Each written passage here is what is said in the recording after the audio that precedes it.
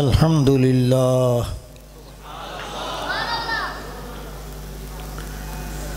الحمد لله الذي هدانا بفضله العميم إلى الدين القويم أرسل رسلا ذوي التكريم ختمهم بالنبي الكريم صلى الله عليه وعلى آله وأصحابه ذوي المجد والتعظيم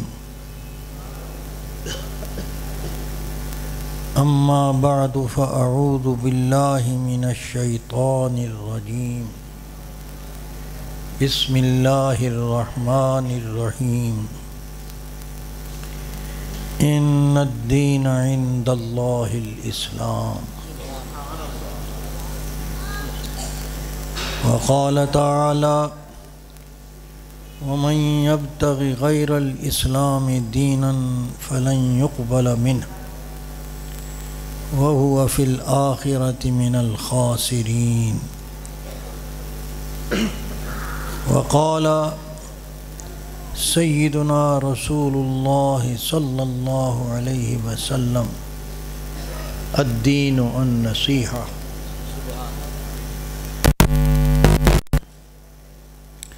آمنت بالله صدق الله وصدق رسوله النبي الكريم ونحن على ذلك لمن الشاهدين والشاكرين والحمد لله رب العالمين.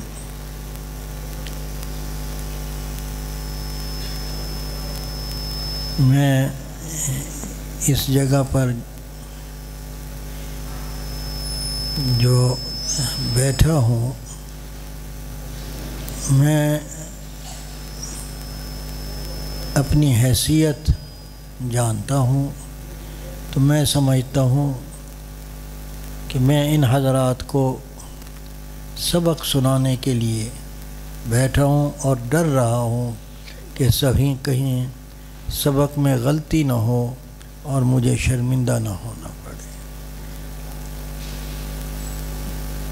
اور خطاب میں گفتگو آپ لوگوں کو کروں گا اور ان سے تصویب کی امید رکھوں گا کہ یہ اگر صحیح ہے تو میری تصویب کر دیں کہ درست ہے الحمدللہ، اور اگر کوئی غلطی ہوئی تو میں انشاءاللہ شرح صدر کے ساتھ قبول کروں گا. رات ایک مجلس میں وہ کون سی جگہ تھی جامپور میں حاضر تھا. وہاں مجمع جو تھا وہ پڑھے لکھے بظاہر جو آج کی اصطلاح میں پڑھے لکھے جن کو ہم پڑھے لکھا نہیں سمجھتے لیکن وہ خود کو پڑھا لکھا سمجھتے ہیں وہ لوگ حاضر تھے. تو میں نے جس عنوان پر بات کی اللہ کی مہربانی سے کچھ ان کے لیے مفید ثابت ہوا، مجھے ایسا ہی لگا. تو میرا جی چاہتا ہے کہ اس تفصیل کے ساتھ تو نہیں تھکا ہوا ہوں لیکن کچھ نہ کچھ میں اس کے اقتباسات آپ کے سامنے رکھوں اور شاید آپ کے لیے بھی مفید ہو جائے. بات یہ ہے کہ اللہ تبارک و تعالی ارشاد فرماتے ہیں کہ میرے نزدیک اللہ کے نزدیک اسلام ہی دین ہے. دنیا میں اور بھی دین لوگ بنائے پھرتے ہیں لیکن جو اللہ کی طرف سے نازل ہوئے ہم اس کو دین سماویہ کہتے ہیں. وہ ایک ہی دین ہے شروع سے لے کر آج آدم علیہ السلام سے لے کر حضور صلی اللہ علیہ وسلم تک وہ ایک ہی دین ہے اور نہایت ہی مختصر. اس کے صرف 3 مسئلے ہیں. ایک مسئلہ توحید کہ اللہ اپنی ذات میں اپنی صفات میں وحدہ لا شریک ہے اور اس کا کوئی ثانی کوئی شریک کوئی ساجی نہیں. یہ ایک مسئلہ ہے اور یہ اساس ہے دین کی. اور دوسرا مسئلہ بھائی اس سے مجھے تکلیف ہو رہی ہے۔ دوسرا مسئلہ ہے کہ ہم اس دنیا میں مسافر ہیں، ہمارا یہ گھر نہیں ہے۔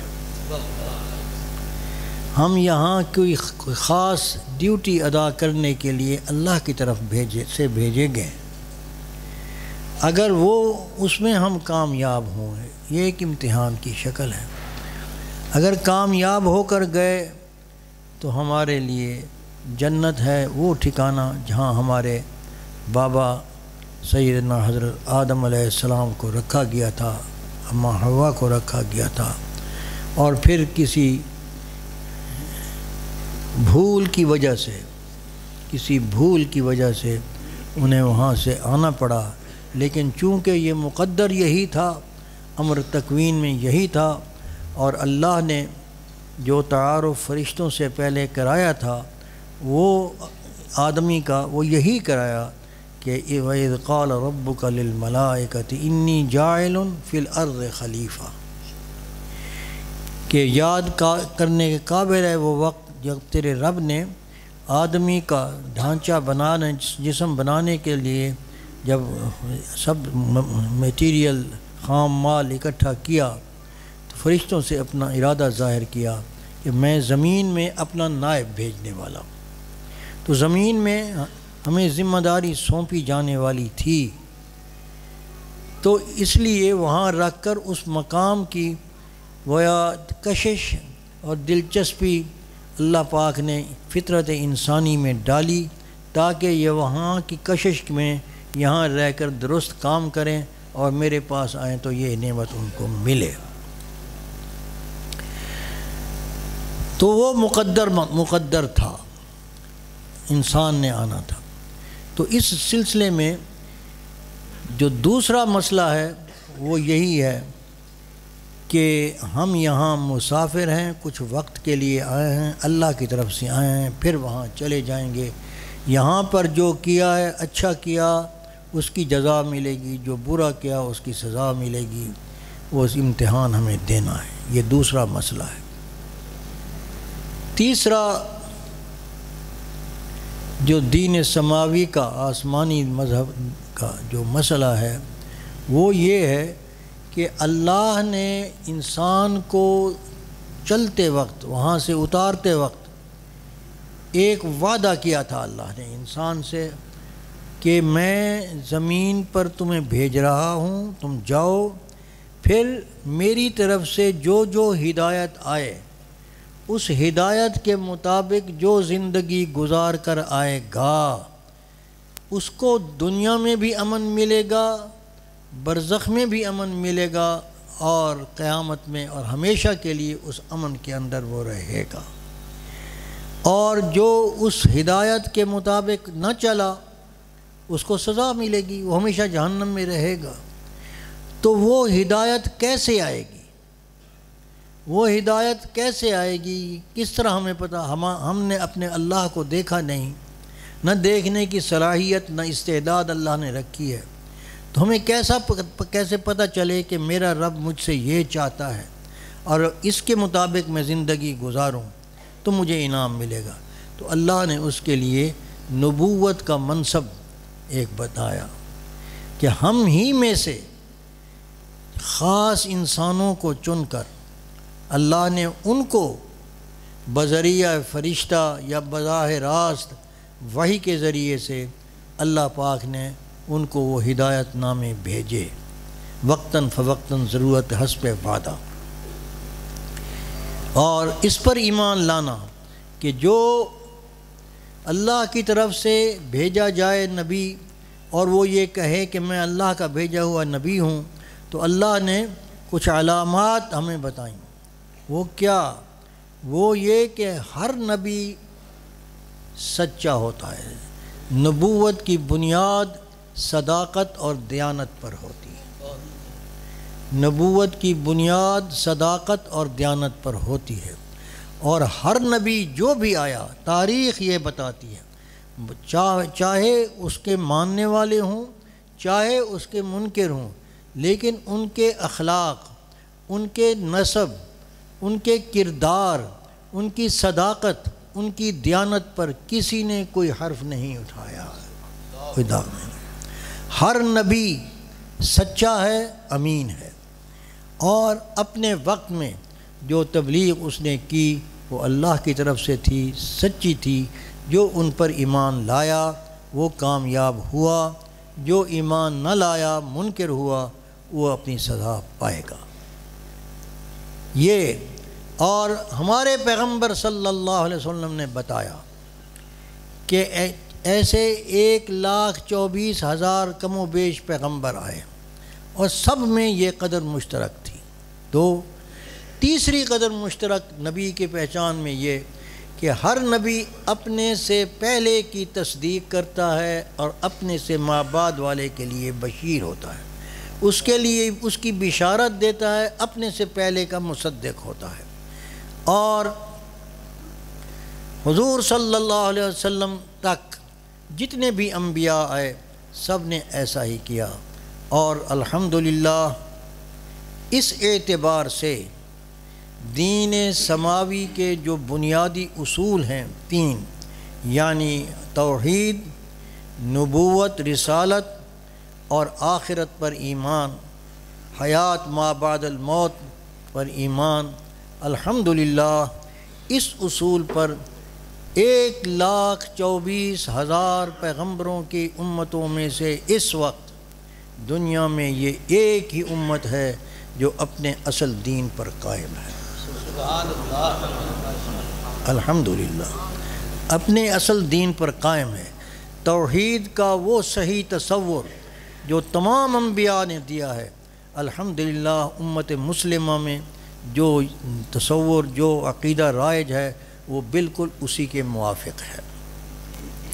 اس طرح جو پیغام ہمارے نبی حضرت محمد مصطفیٰ صلی اللہ علیہ وسلم اپنے اللہ سے لے کر آئے وہ بھی من و عن محفوظ ہے، اور کسی اور نبی کا وہ کلام محفوظ نہیں جو اللہ کی طرف سے آیا تھا۔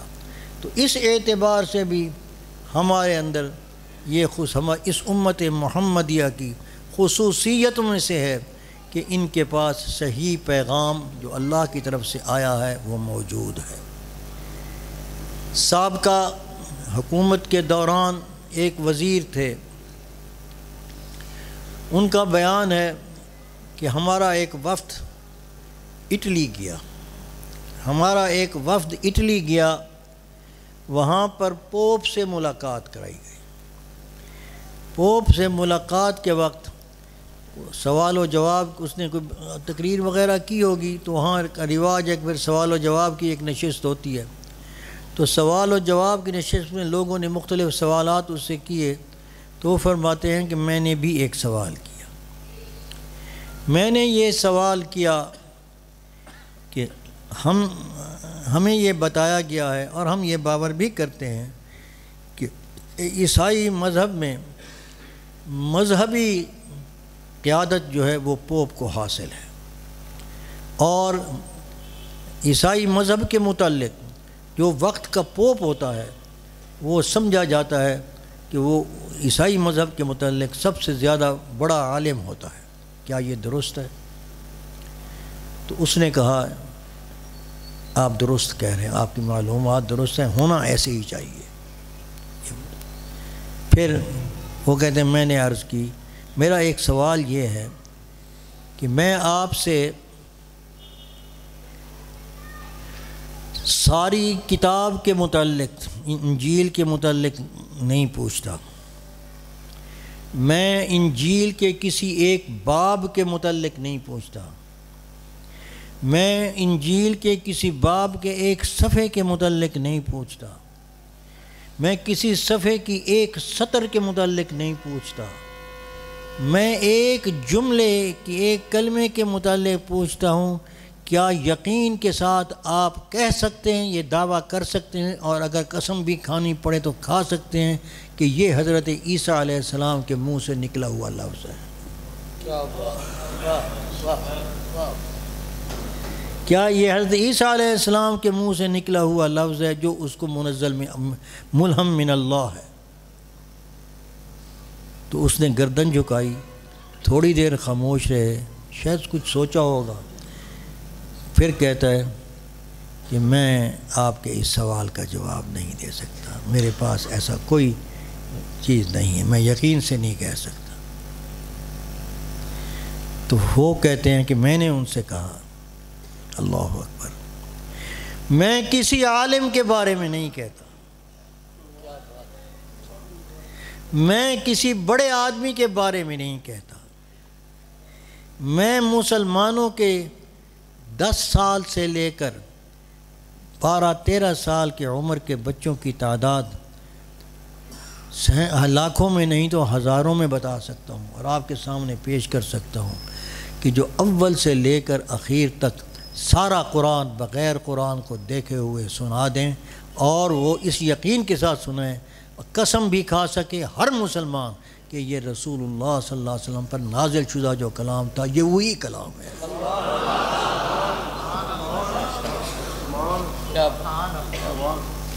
اس سے بڑی نعمت کوئی اور ہے؟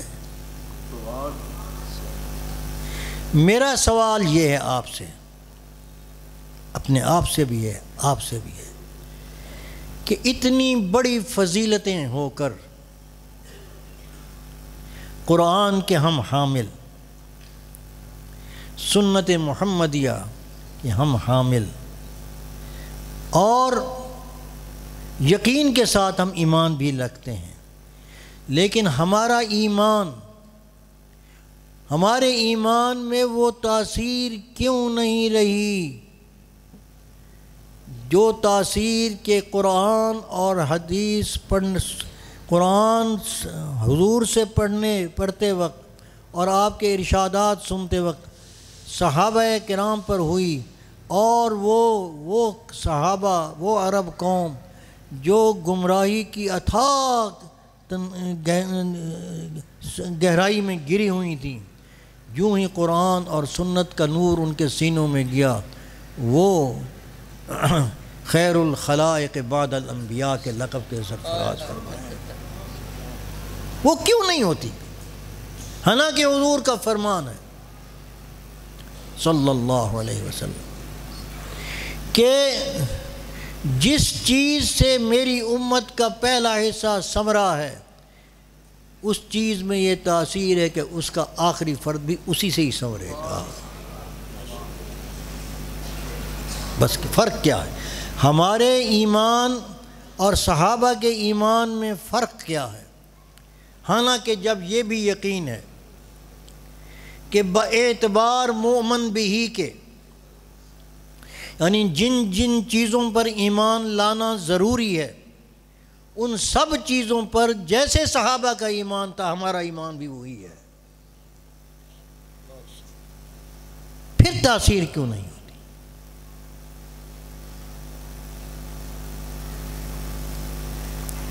بات یہ ہے کہ صحابہ کرام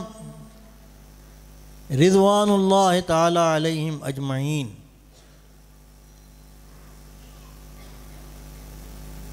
کے اندر کچھ بات ایسی تھی کہ جو ہم میں نہیں ہے، اسی لیے ہم مکلف صرف ایمان لانے کے نہیں ہیں، ہم مکلف ایمان لانے کے ہیں ایسے جیسے کہ صحابہ لے کے آئے۔ آمنو وَإِذَا قِيلَ لَهُمْ آمِنُوا كَمَا آمَنَ النَّاسِ فَإِنْ آمَنُوا بِمِثْلِ مَا آمَنْتُمْ بِهِ فَقَدْ اهْتَدَوْا۔ ہدایت جب ہی ملے گی، ایمان ہمارا وہی ہے، لیکن کس طرح؟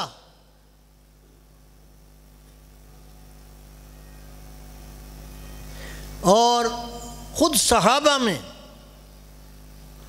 باہمی جو حفظ مراتب ہے مقامات کا، وہ بھی موجود ہے، اور وہ بھی کوئی ایسی چیز ہے جو ان میں بھی ایک درجے کی نہیں، مختلف درجوں کی تھی۔ حضور صلی اللہ علیہ وسلم ارشاد فرماتے ہیں کہ تمہیں پتہ ہے کہ صدیق کا مرتبہ دوسرے اصحاب سے کیوں بڑھا ہوا ہے؟ وہ کثرت نماز اور روزہ کی وجہ سے نہیں، فیہ شیء آخر، فیہ شیء، وہ کیا شے ہے؟ پھر خود حضور صلی اللہ علیہ وسلم نے کسی دوسرے موقع پر حضرت صدیق اکبر کی فضیلتیں بیان کرتے ہوئے فرمایا، کئی مرتبہ فرمایا کہ جب میں نے کہا کہ ایمان لاؤ اللہ پر اور مجھ پر، تو سب میں سے کسی نے، تم میں سے سب نے، کسی نے مہلت مانگی، کسی نے دلیل پیش کی، کسی نے اشکال پیش کیا، کسی نے انکار کیا۔ ایک ابو بکر تھا جس نے بغیر دلیل کے، میں نے منہ سے نکالا، اس نے کہا میں قبول کرتا ہوں،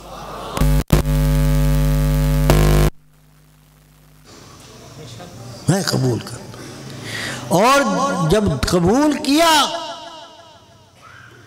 تو پھر اس کا خلاف کبھی نہیں کیا، دلیل نہیں مانی۔ صحابہ کرام رضوان اللہ علیہم اجمعین میں اس قدر مشترک تھی یہ بات کہ حضور صلی اللہ علیہ وسلم پر ایمان سب کا غیر متزلزل تھا، یقین تھا، یقین کی دولت تھی۔ ہم میں وہ تصدیق کی دولت، وہ یقین کی دولت اس درجے میں باقی نہیں رہی۔ اس پر محنت کی ہے انگریز نے، اس پر محنت کی ہے کہ مسلمانوں کے یقین کو شک میں بدل دیا جائے۔ کیسے؟ اس کو یہ سمجھا دیا، یہ باور کرایا جائے کہ ہم تمہیں کافر نہیں بناتے، ہم تمہارے دین کے خلاف بات نہیں کرتے، بے شک تمہارا دین ہے، کرو اس پر عمل، لیکن یہ پوچھ تو لیا کرو اپنے بتلانے والے سے کہ اس میں فائدہ کیا ہے، اس کی حکمت کیا ہے، یہ میں کیوں کروں، مجھے ملے گا کیا؟ اگر سمجھ میں آ جائے کرو، سمجھ میں نہ آئے نہ کرو۔ کیا ہم اس بات پر آ نہیں گئے؟ ہمارے یقین کو شک میں نہیں بدلا گیا؟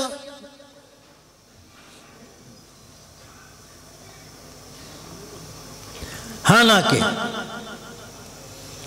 اللہ تبارک و تعالی نے جو سبق ہمیں چلتے وقت وہاں دیا تھا کہ تم جا رہے ہو، واپس جنت کی خواہش رکھتے ہو، تو جو میری طرف سے ہدایت آئے اسی پر عمل کرو گے تو وہاں آؤ گے، نہیں تو نہیں آؤ گے۔ تو اس میں سبق یہ تھا کہ ہدایت کا ذریعہ تمہاری عقل نہیں، میری نقل ہے۔ جو میں بھیجوں گا اس پر عمل کر کے آؤ گے تو بات بنے گی، نہیں تو نہیں بنے گی۔ اور جو اس سبق کے اندر اس سوال کا بھی حل تھا جو فرشتوں نے شروع میں اشکال پیش کیا تھا، جو شروع میں اشکال پیش کیا تھا فرشتوں نے، وہ کیا اشکال تھا؟ اتجعل فیہا من یفسد فیہا ویسفک الدماء ونحن نسبح بحمدک ونقدس لک قال انی اعلم ما لا تعلم، کہ یا اللہ ہم آپ کی عبادت کے اندر صبح و شام مشغول رہتے ہیں، اس کی جو چیزیں یہ بنا رہے ہیں ہمیں تو ایسے معلوم ہوتا ہے کہ پہلے بھی فساد آگ کی والی مخلوق نے کیا تھا، اب خاک والی مخلوق بھی وہی کرے گی اور خون بہائے گی، تو پھر اس کے بیان کا فائدہ کیا؟ تو پھر اللہ پاک نے ان کو چپ کرا دیا اور پھر تعلیم کی آدم کو، اور اس کے بعد امتحان لیا، وہ امتحان میں فیل ہوئے، وہ قصہ سارا جنت میں آیا، جنت سے نکالے گئے، تو پھر وہی سبق دے کر بھیجا کہ تم جاؤ، جو میری طرف سے ہدایت ملے اس پر عمل کرنا۔ اس کو کہتے ہیں خلافت۔ خلافت کس کو کہتے ہیں؟ کہ زمین کس کی ہے؟ حکم کس کا؟ کرے گا کون؟ حکم چلائے گا کون؟ اللہ کا نمائندہ۔ اس قانون کے مطابق جو اللہ کی طرف سے ارشاد ہو۔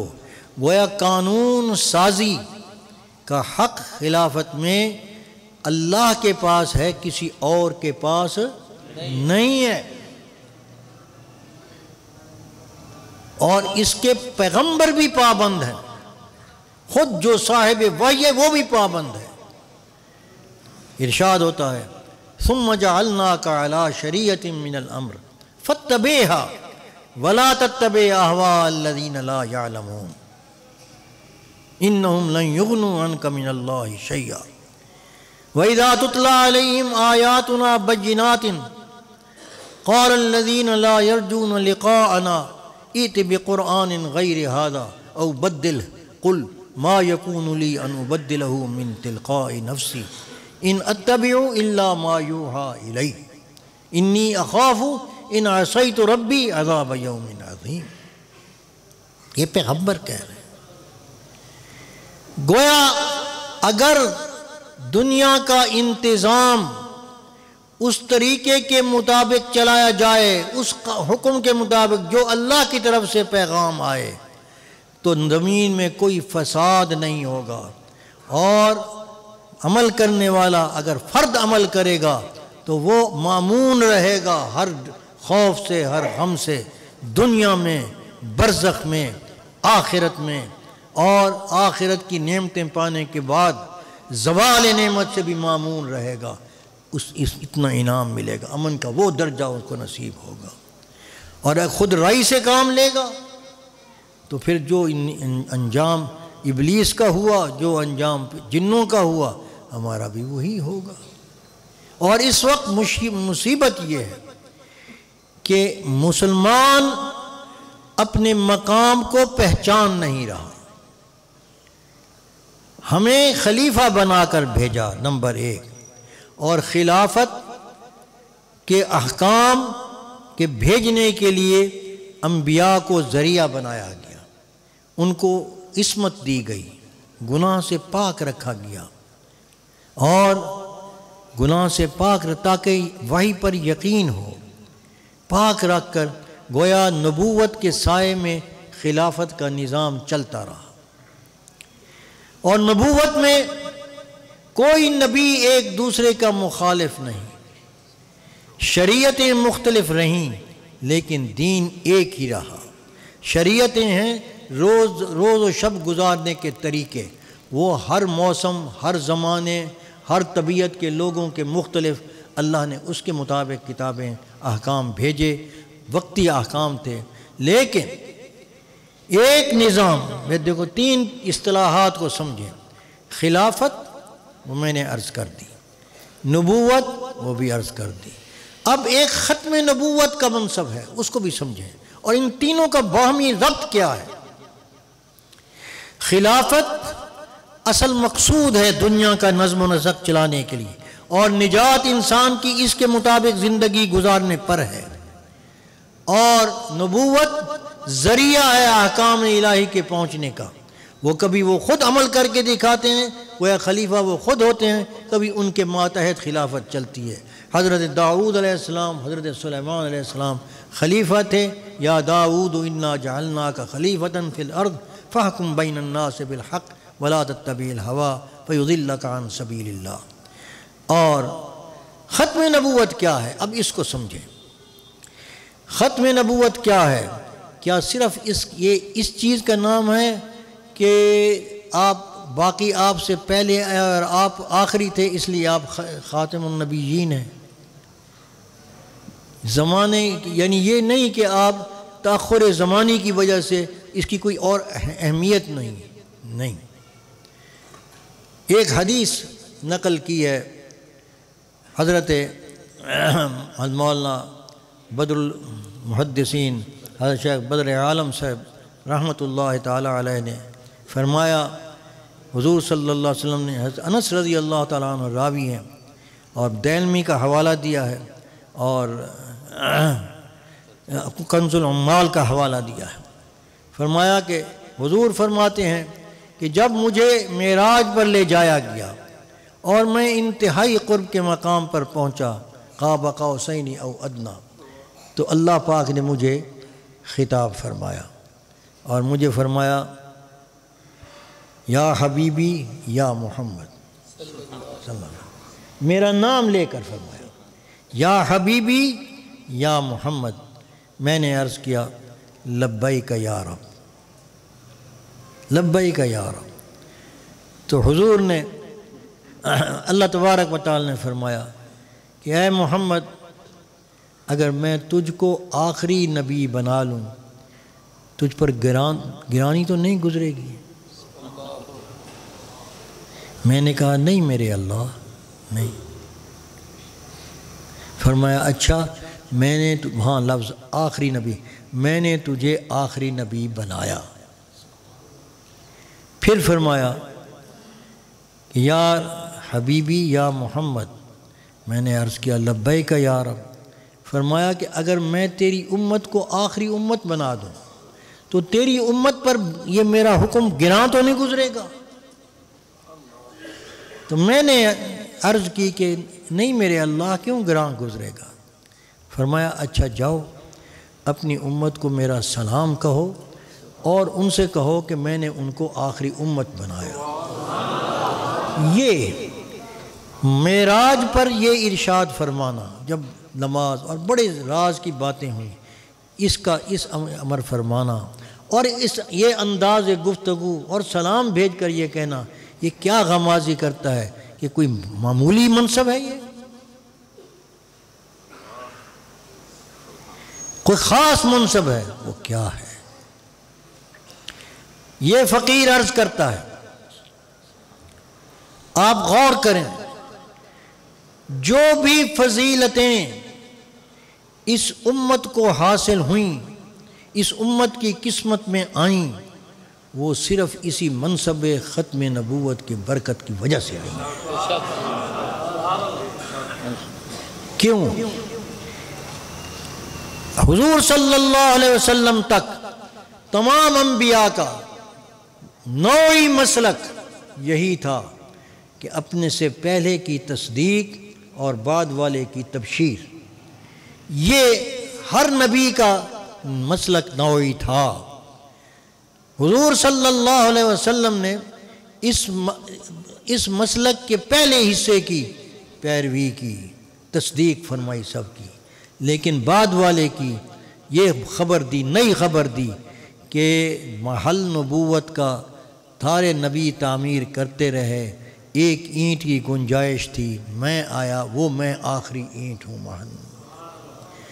میرے بعد کوئی نبی نہیں آئے گا، نبی تو نہیں آئے گا، مان لیا۔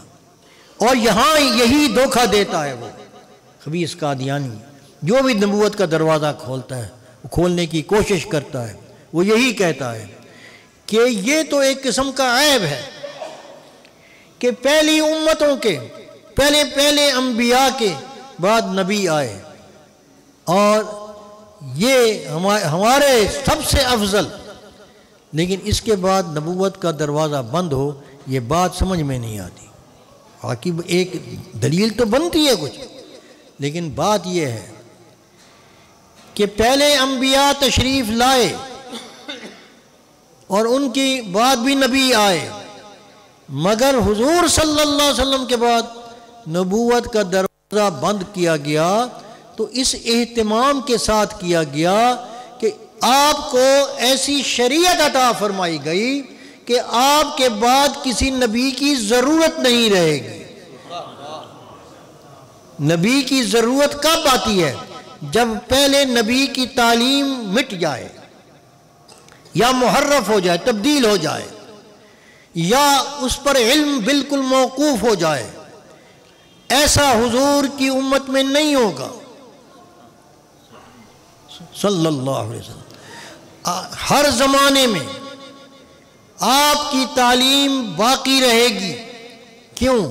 اس لیے کہ ہدایت موقوف ہے اور حجت اللہ کی تمام ہوتی ہے اس وقت جب اللہ کی طرف سے علم نبوت، علم آئے، کوئی نبی آئے اور وہ پیغام دے اور لوگ انکار کریں تو حجت تمام ہوتی ہے۔ جب نبوت ختم ہو گئی، نئی وحی ختم ہو گئی، وحی کا باب بند ہو گیا، تو اب حجت اللہ کی کیسے پوری ہوگی۔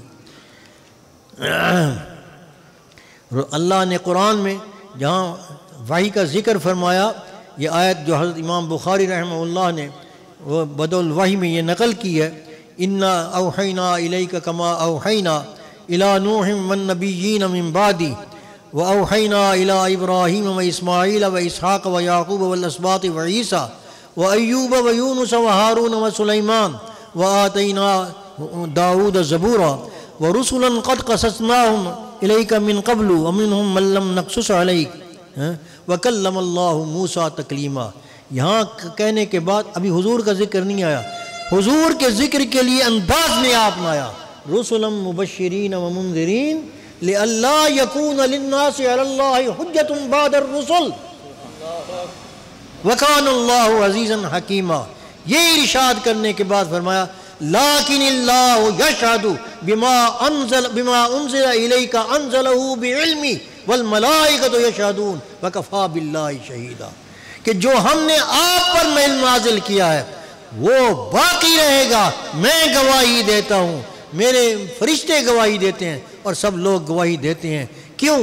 اگر علم نبوت زمین سے بالکل فاقد ہو جائے، نہ رہے یا اس پر عمل نہ رہے تو اللہ کی حجت تمام نہیں ہوتی انسانوں کی۔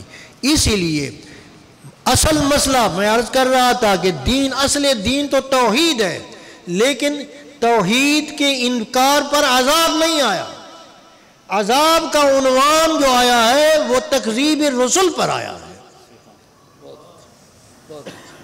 تکذیب کیسے؟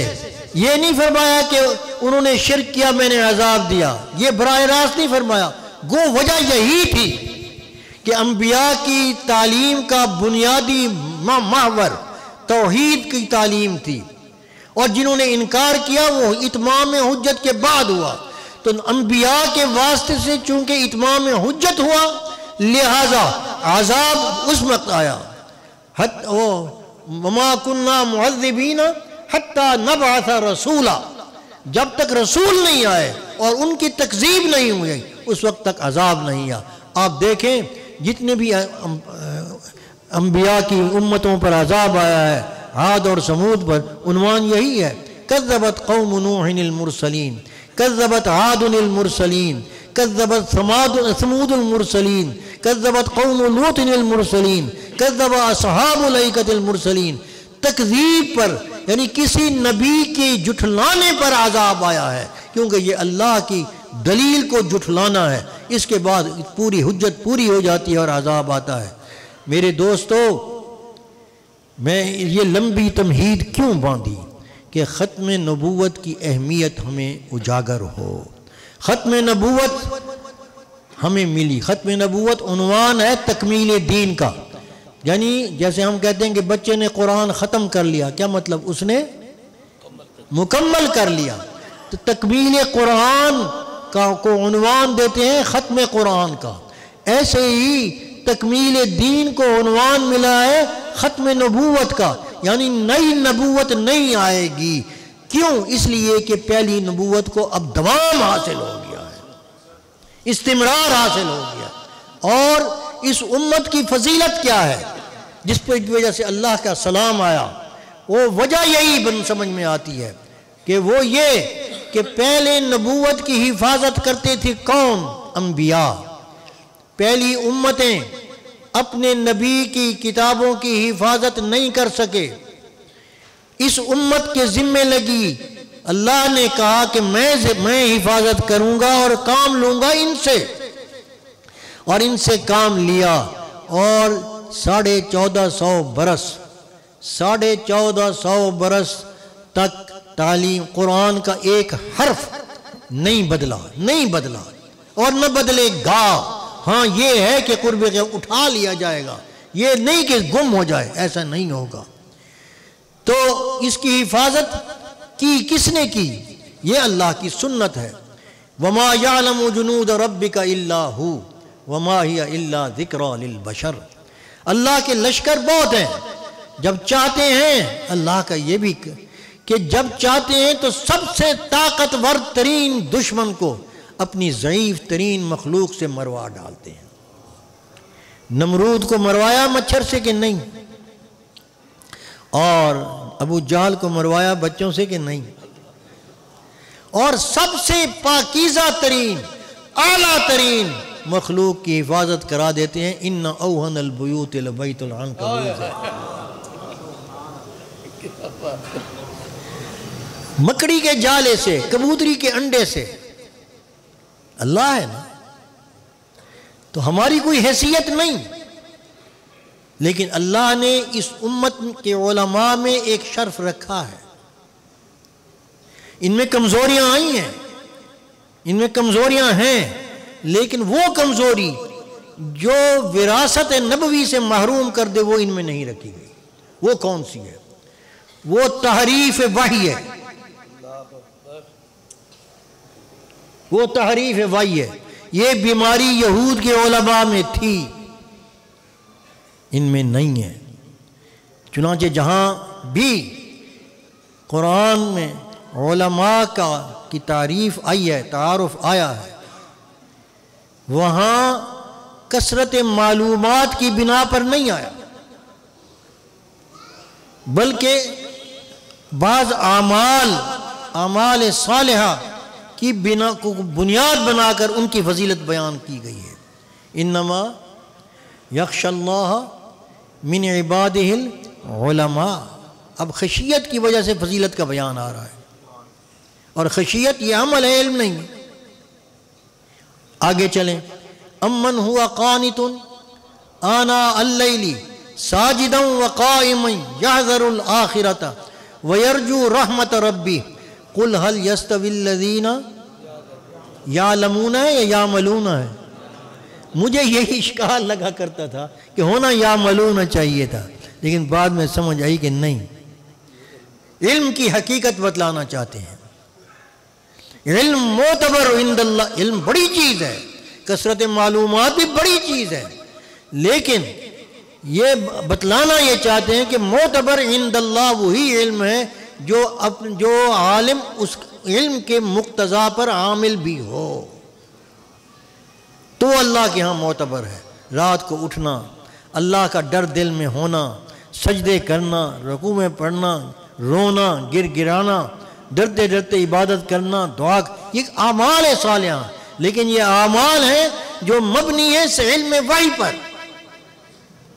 تو میں عرض یہ کر رہا ہوں کہ علماء امت محمدیہ میں کچھ کمزوریاں آئی ہیں اور اللہ نے وہ گری ہیں، لیکن قربان جاؤں، یہ ختم نبوت ایسی بابرکت چیز ہے، ایسی بابرکت امانت اس امت کے ذمے لگی ہے کہ اگر اس کی ہم حفاظت کریں، اور جیسا کہ کی ہے اب تک الحمدللہ، اس گئے گزرے دور میں بھی سب نے کی ہے، تو اس کی برکت سے فرمایا اللہ نے خود ثم اورثنا الکتاب الذی نصطفینا من عبادنا، پھر ہم نے وارث کیا اس کتاب کا، کن کو؟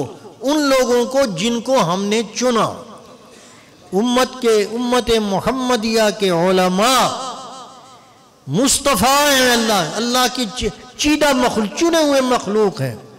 ثم اورثنا الکتاب الذی نصطفینا من عبادنا فمنہم ظالم لنفسی. یہ فرمایا، درجہ بندی کی علماء کی اللہ نے خود اعمال کی وجہ سے. فمنہم ظالم لنفسی، بعض ان میں ایسے ہیں جو اپنے اوپر ظلم کرنے والے ہیں. ومنہم مقتصد، جو بعض ایسے ہیں جو بین چلنے والے ہیں، اپنا کاروبار بھی جاری رکھتے ہیں، تعلیم تدریس بھی جاری رکھتے ہیں، اپنے اعمال بھی واجبی طور پر کرتے ہیں. ومنہم مقتصد ومنہم سابق بالخیرات باذن اللہ ذالک هو الفضل الکبیر. اور ان میں بعض ایسے ہیں جو نیک اعمال میں آگے بڑھنے والے ہیں، صحیح وارث وہی ہیں. چنانچہ حضرت تھانوی رحمۃ اللہ علیہ کا ایک واعظ میں نے پڑھا، حضرت نے اس عنوان پر واعظ کیا، انہم کانوا یسارعون فی الخیرات، اور علماء کا مجمع تھا. انہم کانوا یسارعون فی الخیرات، کہ یہ جو انبیاء تھے، سورہ انبیاء میں آخری رکوع سے پہلے کچھ انبیاء کے احوال بیان کیے گئے، ان کے اعمال بیان کیے گئے. اخیر میں یہ کہا گیا کہ انہم کا یہ وہ گروہ تھا جو نیک اعمال میں بہت جلدی کرتے تھے، یسارعون فی الخیرات ویدعوننا رغبا ورہبا، اور وہ ہمیں پکارتے تھے، یہ نہیں کہ اپنے علم پر غرہ ہو کر دعا چھوڑ دیں، نہیں، رغبت اور رغبت سے پھر دعا بھی کرتے تھے، اپنے رب سے کو پکارتے بھی تھے، وَكَانُوا لَنَا خَاشِعِينَ، اور ان میں یہ صفت عاجزی کی ان کے قلب کے اندر اتر گئی تھی اور وہ خشوع کرنے والے تھے۔ تو فرمایا کہ آپ لوگ وارث ہیں انبیاء کے، اور وارث کے اندر اپنے مورث کی کچھ صفات ہونی چاہیے، اس پر یہ واضح فرمایا کہ انبیاء کے وارث ہیں تو انبیاء کی مورث، اپنے مورث کی کچھ صفات ہونی چاہیے۔ تو فرمایا کہ فَمِنْهُمْ ظَالِمٌ لِنَفْسِهِ، ان میں اپنے اوپر ظلم کرنے والے بھی ہیں، لیکن غور کرنے کی بات یہ ہے باوجود اس کمزوری کے، عملی کمزوری کے، ان کو نکالا نہیں وراثت سے، فَمِنْهُمْ کہا، فَمِنْهُمْ کہا، فَمِنْهُمْ وَمِنْهُمْ مُقْتَصِدٌ، باقی بڑھنے والے بھی ہیں۔ تو میرے دوستو، میں عرض یہ کر رہا ہوں کہ ختم نبوت کی برکت سے بہت سی چیزیں ہمیں ملی ہیں، کیونکہ اب اس علم نے باقی رکھنا ہے۔ اب مخلوق کی ہدایت وابستہ ہے علم وحی سے، یعنی شمع ہدایت کے وارث اس وقت کون ہے؟ امت محمدی۔ اگر یہ وحی کے نور سے خالی ہے دنیا، جو دنیا خالی ہے وہ محتاج ہے، وہ فی طغیانہم یعمہون پر اگر ان کی کیفیت ہے تو ہماری تو نہیں ہونی چاہیے، ہمیں تو اپنا منصب پہچاننا چاہیے۔ ہمارے پاس شمع ہدایت ہے، ہم اس کے سے وارث ہیں، اور اس کی برکت سے ہمیں یہ انعام ملا ہے کہ چونکہ ہم آخری ہیں، اگر ہمیں کوئی تباہ کرے گا تو پھر ہمارے بعد تباہ پہلے وہ ہوگا، پھر ہم آخری ہیں۔ اس کا مطلب ایک یہ بھی ہے کہ ہمارے بعد ہم سے پہلے جتنی امتیں آئیں، جتنی امتیں ہیں، ان کی نیک اور برے اعمال ہمارے سامنے ان کے کچے چٹھے رکھے گئے۔ قرآن کا ایک حصہ ہے تذکیر بالایام، جس کو کہا گیا ہے کہ وہ پرانے کو یہود اور نصارہ کے اچھے اعمال اور برے اعمال ہمارے سامنے رکھے گئے کہ تم ایسا، اگر اللہ کے ہاں مقبول بننا چاہتے ہو کہ ان نیکیوں جو انہوں نے کی تو ایسے کرو، اور جو برائیاں انہوں نے کی تو مت کرنا۔ لیکن ہمارے بعد کسی اور امت نے نہیں آنا، ہمارا کچا چٹھا کسی کے آگے نہیں کھولے گا۔ اللہ نے ایک ستر کا پردہ ڈال دیا ہے ختم نبوت کی برکت سے۔ اللہ تبارک و تعالیٰ نے ہماری وجہ پھر یہ کہ اب روحانی سیادت، صراط مستقیم پر چلانے کی ذمہ داری، چلنے کی اور چلانے کی ذمہ داری اس امت پر ہے، اور جس امت کو، جس کو یعنی خلیفہ بنایا جاتا ہے، اس کو طاقت بھی دی جاتی ہے، اس کو اتھارٹی دی جاتی ہے، حکم دیا جاتا ہے۔ ان اللہ یأمرکم ان تؤدوا الامانات الی اہلہا واذا حکمتم بین الناس فاحکموا بالعدل۔ استاد صاحب رحمۃ اللہ فرماتے تھے پہلے حاکموں کو کہا کہ تم عدل کرو، عدل کے ساتھ حکومت کرو، پھر رعایا کو کہا گیا یا ایھا الذین آمنوا اطیعوا اللہ واطیعوا الرسول واولی الامر منکم فان تنازعتم فی شیء فردوہ الی اللہ۔ تو میرے دوستو، عرض یہ کر رہا ہوں کہ ہمیں اپنا منصب پہچانے کہ ہم اس وقت ہدایت کی شمع کے حامل ہیں۔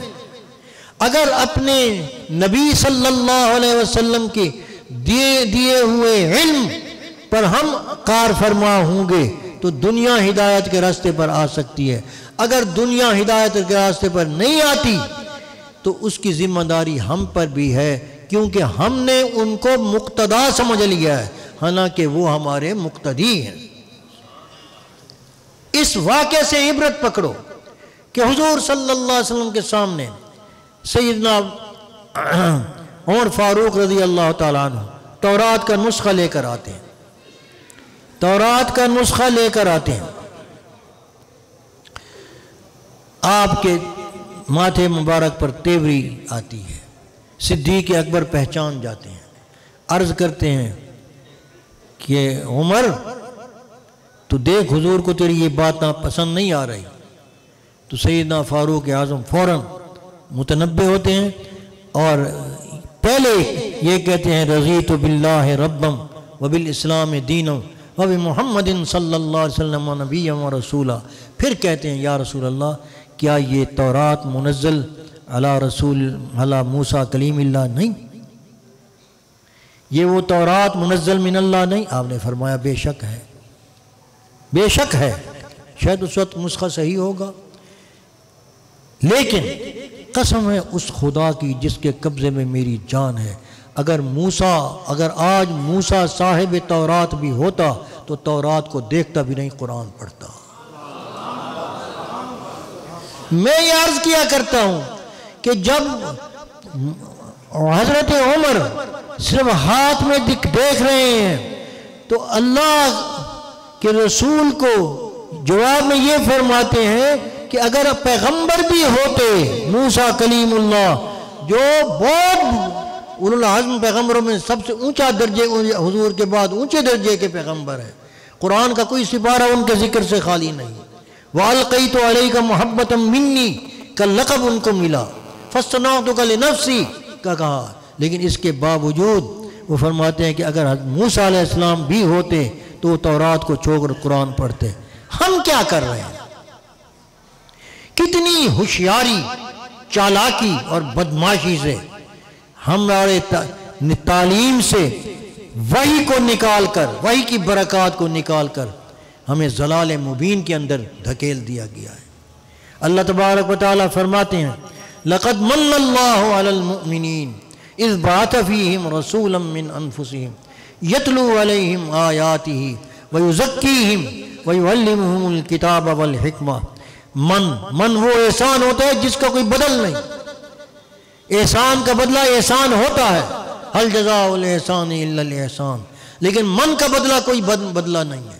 اللہ نے اس امت پر یہ احسان کیا ہے جس کا کوئی بدل نہیں کہ ان کے اندر ایسا رسول بھیجا جس کا نظام تعلیم اور تربیت اول تا آخر اس ایک آیت میں بیان کرنے کے بعد ارشاد فرمایا گیا کہ جو اس سے اس تعلیم کے ماورا ہے، چاہے جاہلیت اولا تھی یا جاہلیت اخرى ہے، وَإِن كَانُوا مِن قَبْلُ لَفِي ضَلَالٍ مُبِينٍ، وہ ضلال مبین ہے، اس ضلال مبین کو ہم اعلیٰ تعلیم کہہ کر آج اپنا رہے ہیں، یہ کفر نہیں؟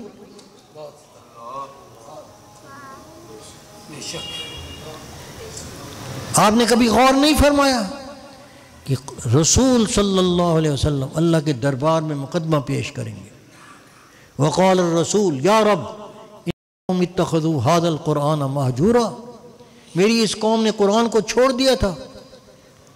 ہر نبی کی یہ ذمہ داری ہوتی ہے، جب جاتا ہے جاتے وقت اپنی امت کے ایمان کی حفاظت کا سامان انہیں بتا کر جاتا ہے۔ پہلے نبی کی نشاندہی فرماتے تھے، حضور صلی اللہ علیہ وسلم نے نبی کی نشاندہی نہیں فرمائی، نبی کی نشاندہی نہیں فرمائی، بلکہ کس کی فرمائی ہے؟ ترکت فیکم امرین، میں دو چیزیں تم میں چھوڑ کر جا رہا ہوں، ما تمسکتم بہما لن تضلوا ابدا، جب تک ان کے ساتھ تم چمٹے رہو گے، چمٹے، تمسکتم کے تصور کریں کہ معنی کیا ہے؟ کسی کے ساتھ چمٹا رہ جانا، چپٹ جانا، جب تک قرآن اور سنت کے ساتھ چپٹے رہو گے لن تضلوا ابدا، کوئی مائی کا لال تمہیں گمراہ نہیں کر سکے گا، لن تضلوا۔ حضور فرما کر گئے اور ہم نے چھوڑ دیا، اور دلیل یہ دیتے ہیں، ایک اشکال ہے پڑھے لکھے لوگوں کا، اور یہ سکول کالج والے ان کو یہ اشکال بتاتے ہیں، گو وہ ذکر نہ کریں لیکن ہے وہ کیا؟ وہ کہتے ہیں مانا حضور صلی اللہ علیہ وسلم اللہ کے آخری نبی ہیں، قرآن اللہ کا کلام ہے، لیکن مولوی صاحب عبادات تک تو مانے، لیکن حالات 1400 سال گزر گئے، 1400 سال گزر گئے، حالات اور قومیں اور عادات اور اقدار اور وہ پرانی باتیں آج یہاں کیسے فٹ آ سکتی ہیں؟ کسی مجلس میں اس مسکین نے یہ اشکال پیش کیا، اس میں کچھ پولیس کے لوگ بھی تو ان میں ایک صاحب بول اٹھا ہے، آپ کہے تو ٹھیک لیکن آپ یہ تو نئی جہت دکھا رہے ہیں بالکل، کہ اور یہ کہتے ہیں تو یہ کیسے؟ آپ بس مسجد تک اپنے دین کو رکھیں، آگے نہیں۔ یہی فوج کا ہے، یہی سب کا ہے عقیدہ۔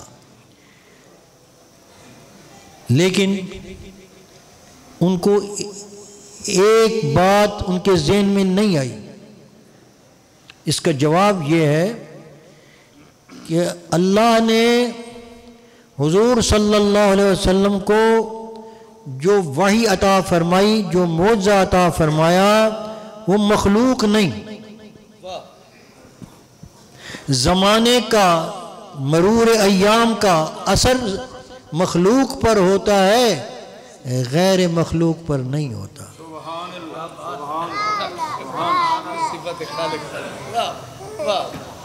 آپ کو اب یعنی ماضی، حال اور استقبال، یہ مخلوق پر، یہ حادث کے کمزوریاں ہیں۔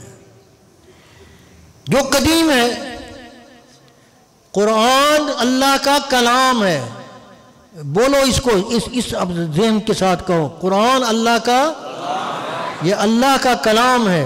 کلام متکلم کا باطن ہوا کرتا ہے، کلام متکلم کا باطن ہوتا ہے۔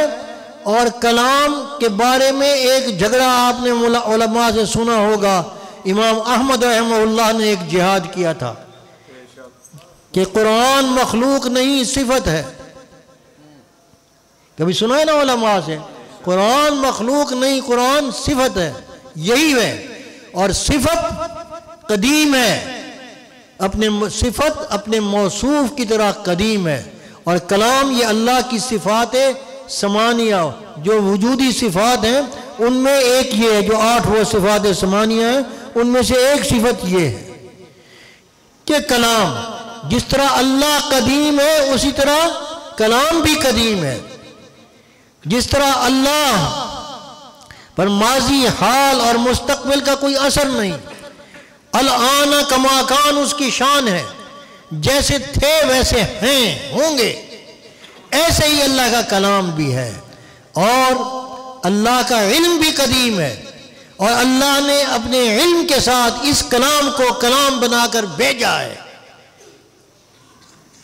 تو اس میں تبدیلی نہیں آئے گی۔ اور اگر کبھی تقاضا ہوا تو اس جو ظاہر کلام کے معنی اس وقت ہیں، ہو سکتا ہے کہ جب کوئی ضرورت پڑے تو اللہ تبارک و تعالی اسی کے اندر کوئی ایسا ماہر فن کا پیدا فرما دے کہ وہ تہ سے لے کر اس سمندر سے ایک موتی نکال کر لائے جو ساری مسئلے کو حل کر دے۔ ایسا ہوگا، ہو سکتا ہے، اس کے عجائب کبھی ختم نہیں ہوں گے، یہ تازہ بتازہ رہے گا۔ اس لیے یہ مت گھبراؤ کہ ان میں کسی زمانے کے لیے صلاحیت باقی نہیں رہی، ایک بات۔ اور دوسری بات یہ کہ جو چیز باقی رہتی ہے اس میں، جس میں وہی چیز باقی رہتی ہے جس میں نافعیت ہوتی ہے۔ وَأَمَّا مَا يَنْفَعُ النَّاسِ فَيَمْكُثُ فِي الْأَرْضِ، سروائیول آف دا فٹسٹ، یہ کفار میں بھی جو فلاسفہ ہیں وہ بھی مانتے ہیں، اور اللہ نے بھی اس اصول کو مانا۔ وَأَمَّا مَا يَنْفَعُ النَّاسِ فَيَمْكُثُ فِي الْأَرْضِ، اور قرآن چونکہ مکث فی الارض ہے، ہمیشہ رہے گا، اس کی نافعیت بھی باقی رہے گی۔ کبھی انشاءاللہ کوئی مسئلہ اٹھے ہمارے فقہا وقت پر نکال دیا کرتے ہیں۔ تو اس لیے میرے دوستو، ختم نبوت کی برکت کو سمجھو اور اس کی ذمہ داری کو سمجھو۔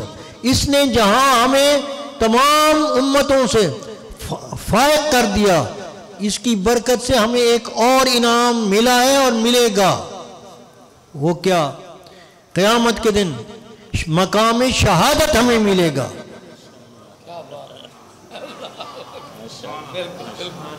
مقام شہادت ملے گا کہ سارے ماضی کے واقعات اور آج کے واقعات ہمارے سامنے ہیں۔ حضرت عیسیٰ علیہ السلام کی تفصیل قرآن میں آئی، حضرت موسیٰ کی حدیث میں آئی کہ حضرت عیسیٰ علیہ السلام پر جب اپنی امتیں تہمت لگائیں گی کہ انہوں نے ہمیں توحید کی تعلیم نہیں دی تھی، تو اللہ تبارک و تعالی ان سے پوچھے گا کہ دلیل، حضرت عیسیٰ علیہ السلام سے پوچھے گا کیا آپ نے کہا تھا اپنی امت کو کہ میری بندگی کرو اللہ کو چھوڑ کر؟ سبحانک ما یقول ان اقول لی ما لیس لی بحق ان کنت قلتہ فقد علمت تعلم ما فی نفسی ولا اعلم ما فی نفسک انک انت علام الغیوب ما قلت لهم الا ما امرتنی بھی ان اعبدوا اللہ ربی و ربکم وکنت علیہم شہیدا ما دمت فیہم. یہ ساری باتیں کہیں گے حضرت عیسیٰ علیہ السلام اپنی میں، تو وہ کہیں گے گواہ لاؤ، وہ مطالبہ کریں گے حضرت عیسیٰ اپنے پیغمبر سے کہ گواہ لاؤ. تو وہ کس کو گواہ بنائیں گے؟ حضرت امت محمدیہ کو گواہ بنائیں گے.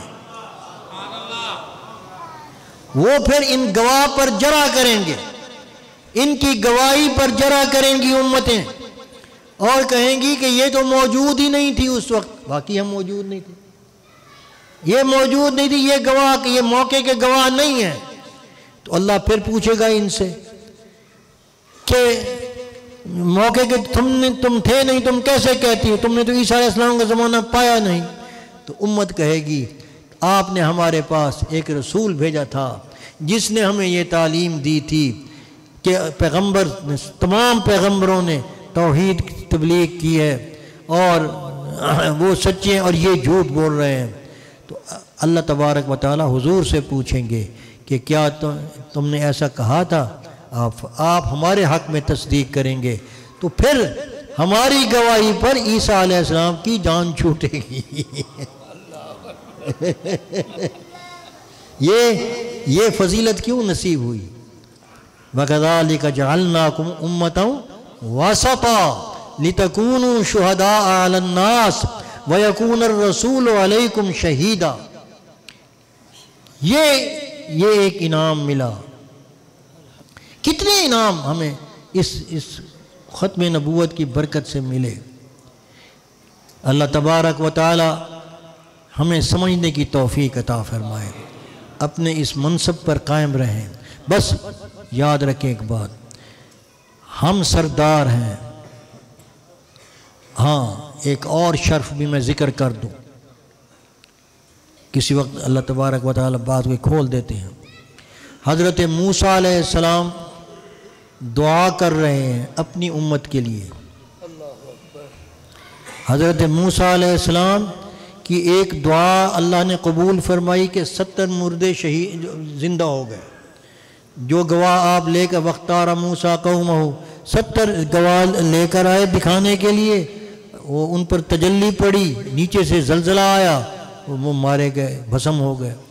حضرت موسیٰ علیہ السلام فرمایا میں تو گواہ بنا کر لایا تھا، میری عزت کا سوال ہے، آپ ہمیں پہلے بھی ہلاک کر سکتے تھے، مہربانی فرمائیں ان کو زندہ کریں تاکہ میری عزت بچ جائے. اللہ نے زندہ کر دیے، حوصلہ ہوا، پھر دعا کی.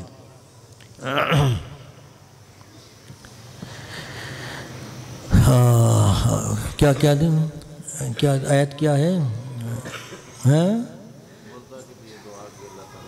کھڑو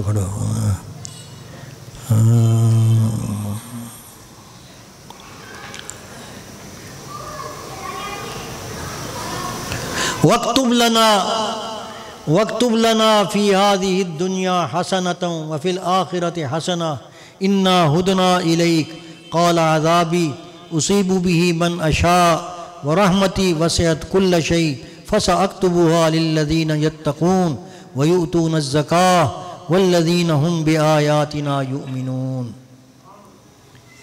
حضرت موسیٰ علیہ السلام نے دعا کی کہ اے اللہ یہ روز بروز گمراہ ہو جاتے ہیں، کبھی بچڑا پرستی میں، کبھی مجھ سے کہتے ہیں ہمارے لیے بھی ایک بت بنا دیں، رب بنا دیں، کسی قوم کو دیکھتے ہیں جس کی ہم پوجا کریں. تو آپ ان کے حق میں لکھ دیں ان کی دنیا اور آخرت کی رحمت، تاکہ یہ روز روز کی گمراہی سے بچ جائیں اور یہ جہنم میں نہ جائیں. پیغمبر اپنی امت پر بہت شفیق ہوتا ہے.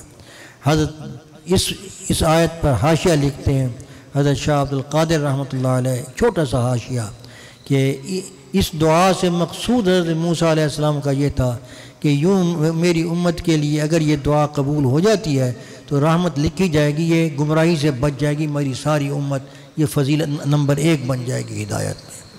یہ تو اللہ تبارک و تعالیٰ نے جواب میں دعا قبول کرنے کی بجائے ایک ضابطے کی طرف اشارہ فرمایا، قال عذابی اصیب بہ من اشاء ورحمتی وسعت کل شیء، کہ میرے عذاب کا جو یہ قانون ہے کہ میں جس میں میری مشیت پر موقوف ہے، جسے چاہتا ہوں عذاب دیتا ہوں، جسے چاہتا ہوں، اور میری رحمت کے لیے وہ عام برستی ہے، لیکن اس کو لینے کے لیے، اس کو پانے کے لیے 3 شرطیں ہیں۔ للذین یتقون، وہ لوگ جن میں تقوی کی صفت ہو اور نظام ہو، ویؤتون الزکوٰۃ، جو زکوٰۃ ادا کرتے ہوں، والذین ہم بآیاتنا یؤمنون، اور وہ لوگ جو میری تمام آیات پر ایمان لائے ہوں، میں ان کو لکھوں گا، ان کے لیے لکھوں گا۔ اب تمام آیات پر ایمان یہ کس امت کا ہے بھائی؟ امت محمد، کسی امت کا نہیں، امت محمدیہ کا۔ کیوں؟ ہم نے سب انبیاء کا دور پایا۔ کیسے پایا؟ قرآن نے ہمیں پہلی امتوں کا بتایا، حضور نے بعد میں، کوئی آئے گا نہیں، ہم حضور پر ایمان لے آئے، تو تمام آیات پر ہم ایمان والے ہیں۔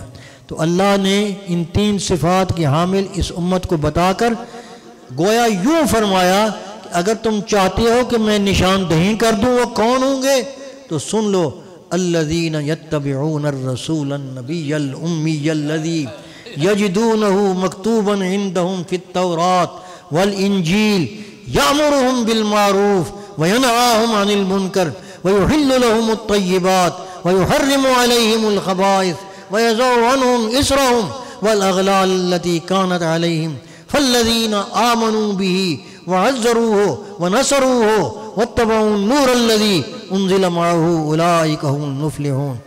کیا جو اصحاب محمد کی یہ تعریف ہو رہی ہے، اور سب سے پہلے تعریف یتبعون الرسول، ان کی اتباع محمد کی تعریف ہو رہی ہے، اتباع رسول کی، اور وہ مکتوباً عندہم فی التوراۃ والانجیل کی گواہی ہے۔ قیامت کے دن جب کیا حال ہوگا ان لوگوں کا، جب موسیٰ علیہ السلام تورات پڑھ کر سنائیں گے ساری دنیا کو، اللہ سنائیں گے، تو یہ آیت جب پڑھی جائے گی اور صحابہ کے نام آئیں گے اس کے اندر، کیا کریں گے یار لوگ؟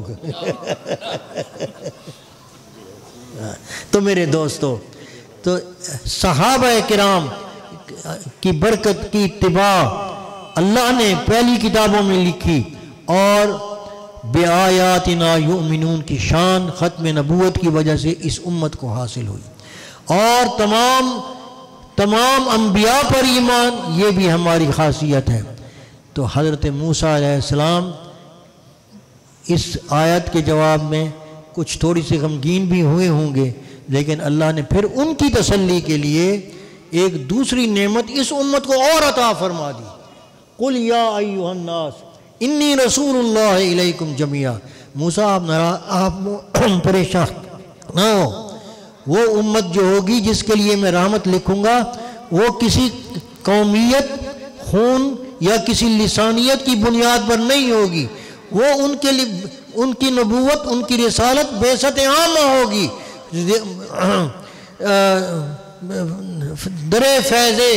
در فیض محمد واہ آئے جس کا جی چاہے، مراد دین و دنیا آ کے پائے جس کا جی چاہے۔ تو اس میں تمہاری امت بھی تو آ سکتی ہے، اور آئے۔ آگے بتایا کہ حضرت موسیٰ علیہ السلام کی امت کے علماء تشریف لائے، مسلمان ہوئے، انہوں نے اس نعمت سے حصہ حاصل کیا۔ تو میرے دوستو، ختم نبوت کی برکت سے اپنے مقام کو پہچانو، اور پہچان کر رسول اللہ صلی اللہ علیہ وسلم کی تعلیم سے بڑھ کر کوئی تعلیم نہیں، 2 ہی چیزیں ہیں۔ اور یہ میں آپ کو مزید آسانی کے طور پر ایک جملہ عرض کہتا ہوں کہ حضور کو سچا نبی اور اللہ کا آخری پیغامبر مان کر قبول کر لو، بس اتنا علم ہمارے لیے کافی ہے، کسی اور علم کی ضرورت نہیں بعد میں۔ ہاں بعد میں صرف اتنا علم ہے کہ حضور کا کیا حکم ہے، کے علماء سے پوچھ پوچھ کر عمل کرتے جاؤ، تمہارے لیے آسان راستہ، جاہل نہیں رہو گے۔ بڑے بڑے علماء دیکھے ہیں جو قدر کرتے ہیں ان لوگوں کی جو اتباع سنت کے اندر جن کا قدم راسخ ہے اور جزیات دین ان کو یاد ہو جاتی ہیں اس طرح پہ۔ تو اس طرح بہت آسان راستہ ہے، لیکن احساس کمتری سے نکلو۔ یہ بڑے بے ایمان ہیں، یہ انگریز جھوٹ بولتے ہیں، یہ سب دجالی فتنے کا جو پھیلاؤ کا ذریعہ ہے، یہ پروپیگنڈا ہے۔ اس پروپیگنڈے میں نہ ہو۔ اللہ تبارک و تعالیٰ نے جو نعمتیں آپ کو دی ہیں، اللہ ہمیں ان کی قدر کرنے کی توفیق عطا فرمائے۔ وآخر دعوانا ان الحمد للہ رب العالمین۔ کیا ٹائم ہوا ہے؟ الحمد للہ رب العالمین والصلاة والسلام علی اشرف الانبیاء والمرسلین سیدنا و مولانا محمد وعلی آلہ وصحابہ۔ یا اللہ، یا اللہ، تو مہربانی فرما، ہماری اس نشست کو الہی ذخیرہ آخرت بنا دے، ہمارے اعمال میں یا آخرت کے اعمال میں ہمیں جمع کر دے، اور ہمارا سننا بولنا سب اپنی رضا کے لیے بنا دے، اور اس پر عمل کرنے کی توفیق عطا فرما، ہمیں یقین کی پختگی عطا فرما، شک سے نکال۔ اے اللہ، ہمیں حضور صلی اللہ علیہ وسلم کی نبوت، ختم نبوت پر کامل یقین عطا فرما، اور اس نعمت کا شکر ادا کرنے کی توفیق دے، اور جس حد تک ممکن ہو ہمیں عمل پیرا فرما، اور ہمارا خاتمہ ایمان پر فرما۔ اللہم انک عفو کریم تحب العفو فاعف عنا یا غفور۔ اللہم انصر من نصر دین محمد صلی اللہ علیہ وسلم واجعلنا منہم، واخذل من اعرض عن دین محمد صلی اللہ علیہ وسلم ولا تجعلنا منہم۔ اللہم لا تفرق جمعنا هذا الا بذنب مغفور وسعی مشکور وتجارت لن تبور، یا عزیز یا غفور یا عالم ما فی الصدور وصلی اللہ علیہ۔ یا اللہ، ہمارے اکابر کا سایہ ہم پر تادیر قائم رکھ۔ اے اللہ، جو مدارس کو قائم رکھ، الہی مساجد کی حفاظت فرما، مدارس کی حفاظت فرما۔ جو لوگ تیرے دین کی خدمت کے اندر شب و روز کوشاں ہیں، اے اللہ ان کی سعی کو سعی مشکور بنا دے، اور یا پاکستان کو صحیح معنی میں الہی دین دار اسلام بنا، اور اس کے مقتدر طبقے کو بھی ہدایت عطا فرما، اور یا اللہ پنجہ یہود و ہنود سے نکال، اور ان کو مسلمانوں کی دوستی نصیب فرما، اور یا اللہ جو بھی قوتیں غلبہ اسلام کے لیے یا بقائے اسلام کی جنگ لڑ رہی ہیں، اے اللہ ان کو فتح مبین عطا فرما، اور ہم سب پر رحمت نازل فرما، اور ہمیں انہی لوگوں میں سے کر۔ وصلی اللہ تعالی علی خیر خلقہ سیدنا محمد وآلہ وسلم۔